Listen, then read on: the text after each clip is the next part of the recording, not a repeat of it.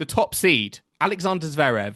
He is not having a great time of it lately post Australian Open. He is 4-4, lost to Talon Griegspoor, who closed out a really tight match, it must be said, 4-6, 7-6, 7-6. Had quite a few match points Griegspoor did, eventually getting it over the line. But yes, Zverev, Chris, we've spoken about him before, went to the Golden Swing, didn't quite work out there, came back onto the hard courts, did sort of okay, I guess, in Acapulco. But Indian Wells, world number one sort of ranking, kind of there in sort of, not even in hidden sight, in plain sight with the Jannik Sinner suspension. Not making the most of the opportunity. What is going on with Alexander Zverev at the moment? Well, it does feel like the pressure of the situation may be getting to him. I think being the number one seed, being slamless, going for number one, I do think that there's a lot of things in his career that have worked out in the way he'd have liked, but the big things maybe haven't. And the pressure seems to be something that really he's never been good at coping with. He's not necessarily great in those big moments in slam finals, semi-finals. And so it does just make me think that now that there is this sort of opportunity with Sinner away, it's almost as though he's not able to take it because of some of that pressure. But also, would he want the number one ranking? Being slamless, that's also a question mark you have to ask. I'm sure that most people would, but it is a bit of a strange one, pursuing something that you might be able to get because someone is banned, so cannot play. It's also a very odd one in that respect. It doesn't feel like it would be, the slamless number one who became number one when the number one was banned. We just add another unwanted tag to your name. A caveat, yeah, I'm not sure. So I think maybe it's just a very strange time to be competing. It does feel like there is distraction there. I'm not really sure what's going on because we saw him play so well in Australia to get to the final, and then suddenly his form is completely gone. And he's been top seed in so many of these tournaments he's played, almost all of them, and he hasn't lived up to that ranking at all. So very shocking. I think the Griegspoor loss is not as surprising as you might think because there has been quite some good form from Griegspoor that he's shown recently. Yeah, I agree. I had that on upset alert. It was pretty nightmarish from a first round here, a first match here for him.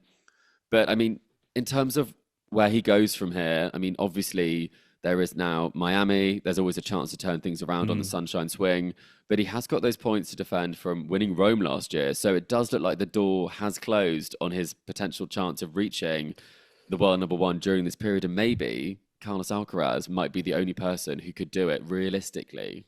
Yeah, I mean, you look at the kind of the top of the rankings, no one is in terms of the race, and no one really is within 3,000 points. Great form at the moment. Yeah, I mean, apart from maybe Carlos Alcaraz, even Taylor Fritz, I know he's still in, but he struggled through against Alejandro Tabilo. Should be closing that out, I feel, a little bit more convincingly. I mean, just on Zverev, do you think he regrets playing the Golden Swing in hindsight, and whether he should have maybe stuck to the hard, the faster indoor hard courts of like a Rotterdam, for example? I mean, the reason you go is because you're paid. So it was a financial decision, I imagine, and probably he is at his most appealing financially as the number two in the world. So they wanted to secure him. They always try and secure a top five player for the Golden Swing. He's the one who said yes. So when it comes to what you're looking for, whether you're looking to make money or whether you're looking to, win titles, it does feel like a lot of people went to the Golden Swing this year with a bit of a half-hearted approach, and it was more because they had appearance fees, because a lot of them didn't stick around or they withdrew or didn't take it as seriously as you might think that they should. Because there are points on the line if you play in those two tournaments. But switching to clay at this point is not something he's done previously, and it's hard to do with success. So then go back to Acapulco, get food poisoning, end up in Indian Wells. It's all a bit messy, isn't it? So if you look back, hindsight's a wonderful thing. Probably wasn't worth it. And what do you think Jannik Sinner is making of this? Because at the moment, I'm almost like, this is a race of one. This is a race of one. Not really anyone, apart from Carlos Alcaraz, is sort of in, I'd say, good nick at the moment, in good form. Yeah. What do you think Jannik Sinner's making of this from, the fashion shows and the ski slopes of Italy? I think he's probably thinking, maybe I structure my season to make it shorter and take more holidays because I can turn up for the slams, win them, take a break, and I'll still be number one. So I think keeping the number one ranking is something that he would probably quite like to do during this period. I think keeping an unbroken number one ranking is a record that people look at, Mm. like how many consecutive weeks at the top. So every week that goes by, every week where the different challengers are scuppering their opportunities, I think is a week where maybe he'll raise a glass on the slopes at the après ski. Yeah, and I do wonder once he does come back, whether that will take the pressure back off Zverev, and it He almost will becomes the have. chaser. Yeah, like it'll change the dynamic, I think completely, because there will actually be like someone there to maybe motivate you to, as you say, as the challenger, as the kind of the threat. Because at the moment it's like there's an empty, as I say, it's like an empty void at the top, and it's playing I funny think things, we're I think, missing on him as well. players. In some ways, I'm not saying that I don't think he should be banned because I've been consistent on that Mm, throughout, but there is a void that is yeah. left. There really is, especially when the top players aren't winning as much. And I think that's why a lot more people might be rooting for Alcaraz to go deep here because he's good for the tournament. He's good for people watching. Lots of people come to see him. He's keeping the bees happy, the bee population of Indian Wells. But he's also playing some really great tennis. And I think that's something that Mm. people want to see. And when the best player in the world isn't playing, I think it does definitely put the strain on the rest of the field to deliver from an entertainment perspective. Yeah, I agree. And I think if you look at the set of matches we have in round four, I mean the top half without without Zverev, it feels quite open. I know we still have Medvedev in there. Tsitsipas is still playing very, very well at the moment. Very intriguing matchup he has actually, I think, against Holger Rune, who came through a tight tussle with Ugo Humbert.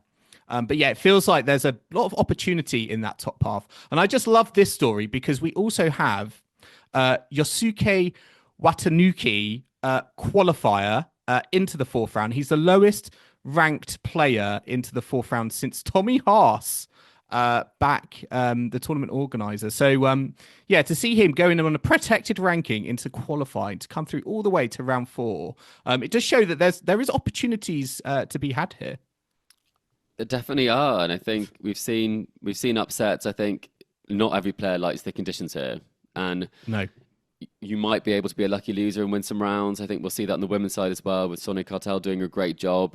Mm. A lot of players aren't that comfortable in these conditions, so there are opportunities for these sorts of results. It's a bit like grass court. It's quite unique. Not everyone enjoys it. Yes. You do get those opportunities. And I don't think you need to be ultra aggressive. You just need to be able to stay in the point. I mean, No unforced errors. Alex de Minaur is playing fantastic. We've spoken before about Jack Draper. He's just so good at keeping himself in the rally. And Daniel Medvedev as well. I know he was angry about kind of this is the slowest court ever. I cannot believe it. But I actually think that suits him. From the back of the court as well. So yeah, we'll have to see how they progress. One last thing before we go on to the WTA side of things, just on Carlos Alcaraz. Now, I think this is a publicity stunt, but please tell me if I'm wrong. He's got a new tattoo, Mm. and he always normally gets a tattoo when he's won a Grand Slam. He was desperate to get, I think it was a kangaroo tattoo if he won the Australian Open. So he's got a new tattoo. Was it for his date? Is it like a date? The release date of his Mm. Netflix documentary. So it's been a year in the making. I believe it started being made potentially at Indian Wells last year when he came away with the title. It's called Carlos Alcaraz My Way. I'm hoping the tattoo is not permanent because, I mean, what if the numbers aren't great and it gets cancelled after Series 1? It could only be one series, we don't know, but there'll be plenty of things that will be covered on it. And I do think it's kind of like in the Taylor Swift sort of Easter egg school of thought. Like, a lot of people were thinking, what is this tattoo? And then quite quickly people realized it would have been the Netflix launch. So keep your calendars, keep your eyes Is it a peeled for the rub-on release. tattoo? Is it an actual tattoo? I really hope it's a temporary transfer. We will keep you updated, listeners. Yeah, I mean, in the bottom half, it feels like it is Carlos Alcaraz's to lose. He's got Dimitrov next, who's just come through a 3-hour tussle with Monfils. Jack Draper's in there, Taylor Fritz. Ben Shelton, I think, has been looking quite good this tournament as well. So yeah, we'll have to see how that progresses.